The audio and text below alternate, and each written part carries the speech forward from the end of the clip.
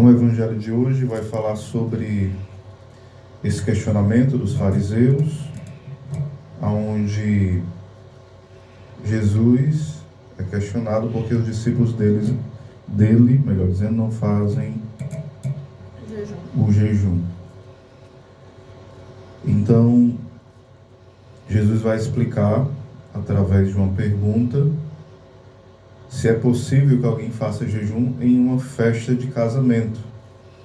E, na verdade, no meio do povo judeu, era até uma das formas que era proibida o jejum era quando tinha festa de casamento. O jejum era quando alguém estava em luto, quando alguém estava fazendo sacrifício por algo. O jejum tinha um sentido mais de sacrifício ou de luto.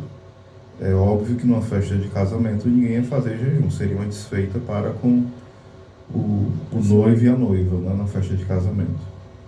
Então Jesus está se apresentando como o noivo, como o esposo da igreja, como aquele que é o sentido da nossa vida.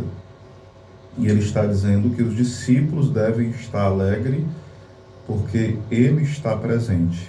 Então é tempo de alegria, é tempo de celebrar, porque existe um tempo para cada coisa. Então ali é o tempo deles estarem felizes, alegres, celebrarem a presença de Cristo que está no meio deles, né? É tanto que Jesus outras vezes fala que eles devem se alegrar porque o reino de Deus já chegou, já está no meio deles, que é o próprio Jesus, né?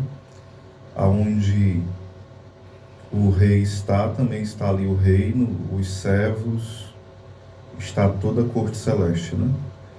E é interessante que Jesus fala que vai chegar o tempo aonde o noivo vai ser tirado, é tempo de jejum, ou seja, Jesus está falando que vai chegar o tempo aonde ele vai ser morto, e ele já está anunciando a sua paixão, e daí vai ser o tempo de luto. Então é tempo de jejum. Tem o tempo da festa e o tempo de luto. Ele está dizendo, não é tempo de luto agora, é tempo de festa. E na minha paixão é tempo de chorar, é tempo de lamentar, porque eles me perderam momentaneamente, né, de certa forma, terem esse luto pela minha perda. Então estou contextualizando, né? Então nesse tempo de quaresma a gente precisa também meditar. Nós caminhamos para a paixão de Cristo nessa quaresma, nós caminhamos para viver a Páscoa. Toda grande festa da igreja, toda grande solenidade também tem uma grande preparação. Então são 40 dias nos preparando para viver a grande Semana Santa. A gente precisa buscar fazer um exame mais profundo de consciência, a gente precisa buscar se reconciliar com mais pessoas, precisa buscar rever os nossos defeitos e corrigi-los, mas tudo isso não com a nossa força. Pela nossa força a gente faz mais besteira. A gente precisa, com a graça de Deus, deixar que Ele possa nos corrigir, nos transformar e viver uma vida apaixonada por Deus. A paixão de Cristo nos convida também a uma vida apaixonada por Deus. O maior exemplo de paixão é a paixão de Cristo. Então a paixão verdadeira é aquela paixão que é cheia do amor de Deus, né? Jesus mesmo já falou, ninguém tem maior amor do que aquele que dá a vida por seus amigos. E ele fala, ninguém toma a minha vida, eu a dou livremente.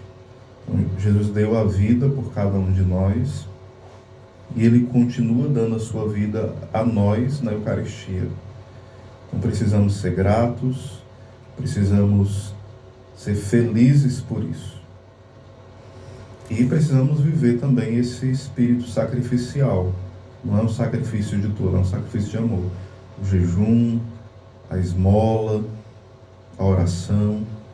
Tanto que a primeira leitura de hoje vai falar que o jejum que agrada a Deus é quando nós também ajudamos aqueles que necessitam. O jejum onde eu só fico com fome e não partilho com ninguém, sou injusto com os outros, esse jejum não é jejum, é apenas uma dieta, né? A gente precisa também ajudar o próximo com aquilo que a gente pode. É necessário não ser indiferente ao outro. O outro é a imagem e semelhança de Deus, é filho de Deus, e foi por ele que o Senhor derramou o sangue precioso. Foi por mim, foi por você, foi por cada um de nós. Então é preciso ter esse olhar cheio de compaixão pelo outro. Louvado seja o nosso Senhor Jesus Cristo, para sempre seja